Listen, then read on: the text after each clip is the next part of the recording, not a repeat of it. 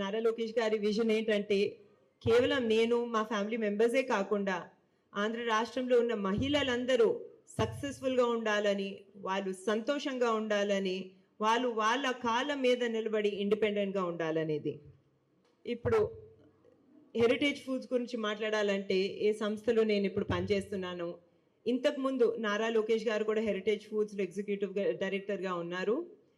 అప్పుడు ప్రతిరోజు రాత్రింపగలు మహిళా ఫార్మర్స్, రైతులు ఎవరైతే ఉన్నారో వాళ్ళని కష్టపడటం చూసి ఆయనకి చాలా ఆనందంగా ఉండేది. అదే కాకుండా ప్రతిరోజు వాళ్ళకి ఆదాయం వచ్చేటప్పటికి వాళ్ళలో ఉన్న ఉత్సాహం చూసి చాలా ఆనందంగా ఉండేది.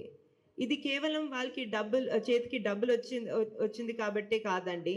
ఎందుకంటే వాళ్ళ గ్రామాల్లో, వాళ్ళ సొసైటీస్లో వాళ్ళ విలువ అనేది పెరిగేది.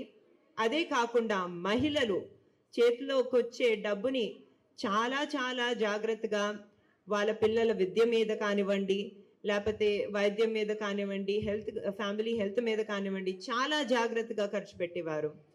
అందులో ఉండే సరదా, అందులో ఉండే సాటిస్ఫాక్షన్ చాలా చాలా పెద్దది. అప్పటి నుంచి నాకు నారా లోకేష్ గారికి మహిళా సాధికారత ఇంపార్టెన్స్ అనేది చాలా డీప్గా తెలిసింది. ఇప్పుడు మనము 2019 ఎలక్షన్ గురించి మాట్లాడితే మీకు అందరికీ తెలిసిందే, ఎలక్షన్లో నారా లోకేష్ గారు ఓటమి ఎదుర్కొన్నారు.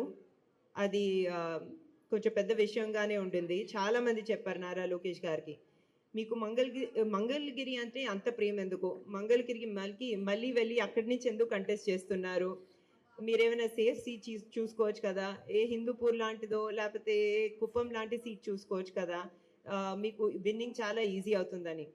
అయినా కూడా ఆయన చాలా పట్టుదలగా, లేదు మంగళగిరితో నేను చాలా బాగా కనెక్ట్ అయ్యాను, మంగళగిరి ప్రజలందరూ నా కుటుంబ సభ్యులు లాంటి వారు. అదే కాకుండా నా విజన్ ఏంటంటే నేను మంగళగిరిని భారతదేశంలోనే నంబర్ 1 నియోజకవర్గంగా రూపుదిద్దుతానని చెప్పడం జరిగింది. మీ అందరికీ తెలుసు, అప్పటి నుంచి ఇప్పుడు దాకా నారా లోకేష్ గారు ఇక్కడ చాలా కష్టపడి, గవర్నమెంట్ సపోర్ట్ లేకపోయినా కూడా మీ అందరి మహిళలకు, యువకులకు, వృద్ధులకు, అలాగే ఇక్కడున్న కార్మికులకు చాలా చాలా ప్రోగ్రామ్స్ చేయటం జరిగింది. ఆయన చేసిన ప్రోగ్రామ్స్ 29 సంక్షేమ కార్యక్రమాలు. అందులో ఉన్న కొన్ని ప్రోగ్రామ్స్ గురించి మాట్లాడాలంటే తోపుడు బండ్లు ఇవ్వటం జరిగింది. అదే కాకుండా నూతన దంపతులకు పెళ్లి కానుక ఇవ్వటం జరిగింది. దళితులకు ఇంట్లో పెళ్లికి తాలిబొట్టు కూడా ఇవ్వడం జరిగింది. అదే కాకుండా ఇక్కడ వీవర్శాల అనే ఒక ప్రోగ్రాం చేయటం జరిగింది. ఇలా చెప్తూ ఉంటే ఎన్నో సంక్షేమ కార్యక్రమాలు నారా లోకేష్ గారు చాలా పట్టుదలతో ఇక్కడ చేయటం జరిగింది. కానీ ఆయనకి, నాకు, మా హృదయానికి, మా మనసుకు దగ్గరుండే ప్రోగ్రామ్స్ స్త్రీ శక్తి ప్రోగ్రామే. ఉన్నాయి. మీ కూటమి కూడా ఫ్లాప్ అయింది. మీరు ఏ హామీలు ఇచ్చినా కూడా అవన్నీ అమలు కావు అనేసి ప్రజలు ఫిక్స్ అయిపోయి ఉన్నారు. ఖచ్చితంగా రానున్న ఎన్నిక, ఇప్పుడు మే 13th జరుగుతున్న ఎన్నికల్లో మీ కూటమి ఖచ్చితంగా ఫ్లాప్ అవబోతూ ఉంది.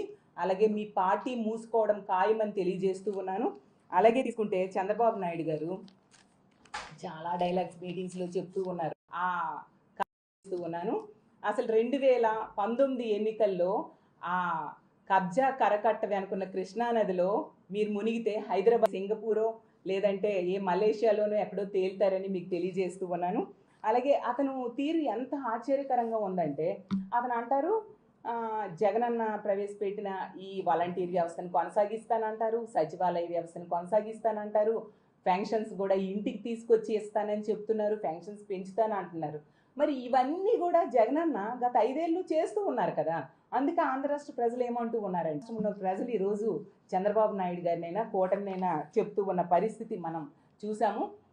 జనరల్గా మన పెద్దోళ్ళు ఒక సామెత చెప్తూ ఉంటారు, శ్మశానంలో ముగ్గు ఉండదు, తెలుగుదేశం పార్టీకి సిగ్గు ఉండదు అనేసి. దానికి ఉదాహరణ ఒకటే చెప్తాను. చంద్రబాబు నాయుడు గారు ఫర్ ఎగ్జాంపుల్ వాలంటీర్స్ తీసుకోండి. వాలంటీర్స్ గురించి ఏమన్నారు మీరు చంద్రబాబు నాయుడు గారు? ఆ వ్యవస్థ జగనన్న ప్రవేశపెట్టినప్పుడు మీరు ఏమన్నారు? వాలంటీర్ వ్యవస్థ మూటలు మోసేవాళ్ళు, సంచులు మోసేవాళ్ళు, మగవాళ్ళ ఇంట్లో లేనప్పుడు తలుపులు కొడుతూ ఉన్నారు, వాళ్ళు దొంగలు, ఏది గంజాయి వ్యాపారాలు చేస్తున్నారు, వాళ్ళు గంజాయి వ్యాపారులు, ఇలాగా వాళ్ళ మీద అబాండాలు వేశారు. మీ పార్ట్నర్ అయిన పవన్ కళ్యాణ్ గారు అయితే ఏమన్నారు? ఉమెన్ ట్రాఫికింగ్ చేస్తున్నారు వాలంటీర్స్, ఉమెన్ అంటే మహిళల అక్రమ రవాణా చేస్తున్నారని చెప్పి పవన్ కళ్యాణ్ గారు ఈ వాలంటీర్ వ్యవస్థల మీద దుమ్మెత్తి పోశారు. ఈరోజు ఇదే మనుషులు ఏమని చెప్తూ ఉన్నారు? వాలంటీర్ వ్యవస్థను కొనసాగిస్తాము, 10,000 రూపాయల జీతం పెంచుతాము అనేసి. అంటే పాతవి మీరు ఇచ్చిన స్పీచ్లు అన్న కామెంట్స్ చూసుకోరా? ఏది పడితే అది మాట్లాడిస్తే ప్రజలు వినేస్తారు, నమ్మేస్తారని మీరు అలా ఎలా అనేసుకుంటున్నారో నాకు అర్థం కావట్లేదు. అలాగే సచివాలయ వ్యవస్థ కొనసాగిస్తాము అంటున్నారు. ఇదే సచివాలయ వ్యవస్థ జగనన్న ప్రవేశపెట్టినప్పుడు మీరు ఏమన్నారు? సచివాలయ వ్యవస్థ ఆ ఉద్యోగాలు అవి ఏం ఉద్యోగాలు అన్నారు. సచివాలయ వ్యవస్థ అట రాజ్యాంగాన్ని అపహాస్యం చేయడానికి పెట్టారు జగనన్న అనేసి ఆ రోజు మీరు అన్నారు. అవునా కాదా? అలాగే తీసుకుంటే సచివాలయ వ్యవస్థ ఎందుకు, దీనివల్ల ప్రజాధనం వృధా అయిపోతుందని మీ మనుషుల ద్వారా మీరేమో కోర్టులకు వెళ్ళారు. అలాంటి మీరు ఈ విధంగా మళ్ళీ సచివాలయ వ్యవస్థ కొనసాగిస్తాను, ఎన్నికల దగ్గరికి వస్తున్నాయి, సచివాలయ వ్యవస్థ వల్ల ఇన్ని ఉపయోగాలు ఉన్నాయి, ప్రజలందరూ మెచ్చుకుంటూ ఉన్నారు ఈ సచివాలయ వ్యవస్థ, కాబట్టి దీనికి పాజిటివ్గా మనం మాట్లాడదాము, ప్రజలు పాతవన్నీ మర్చిపోతారు అనుకోవడం మీ భ్రమ. మీరు గజనీలు అవ్వచ్చు కానీ ఈ ఆంధ్ర రాష్ట్ర ప్రజలు గజనీలు కాదు. ఖచ్చితంగా రానున్న ఎన్నికల్లో మీకు బుద్ధి చెప్పడానికి సిద్ధంగా ఉన్నారని తెలియజేస్తూ ఉన్నాను. కానీ మీకు ఒక విషయంలో థ్యాంక్స్ చెప్పాలి. ఈ వ్యవస్థలన్నీ ఒకప్పుడు వద్దు అని చెప్పిన వ్యక్తి ఈరోజు మీరు అదే నేను చేస్తానని చెప్తున్నారంటే జగనన్న ఎంత విజనరీయో ఒక ప్రతిపక్ష నేతగా మీరు ఒప్పుకున్నట్టుగా ఆ విషయంలో మీకు థ్యాంక్స్ చెప్తూ ఉన్నాను. ఎందుకంటే జగనన్న నిజంగా అంత గొప్ప విజనరీ. అతను ఒక వ్యవస్థ ప్రవేశపెట్టారు అంటే అది దూరదృష్టితో ఆలోచించి ఆంధ్ర రాష్ట్రంలో ఉన్న ప్రజలకి ఉపయోగపడుతుంది అని భావించే జగనన్న ఎప్పుడైనా ఏ వ్యవస్థ అయినా ఏ పథకమైనా ప్రవేశపెడతారు. ఈరోజు ప్రవేశపెట్టిన ప్రతి వ్యవస్థ లేదా ప్రవేశపెట్టిన ప్రతి పథకం కూడా రానున్న భావితరాలకి ఎంతగానో ఉపయోగపడేట్టుగా వ్యవస్థలో సమూలమైన మార్పులు తీసుకొచ్చి ఆంధ్ర రాష్ట్ర ప్రజలకు ఒక చక్కని పరిపాలన జగనన్న ఈరోజు అందిస్తూ ఉన్నారు.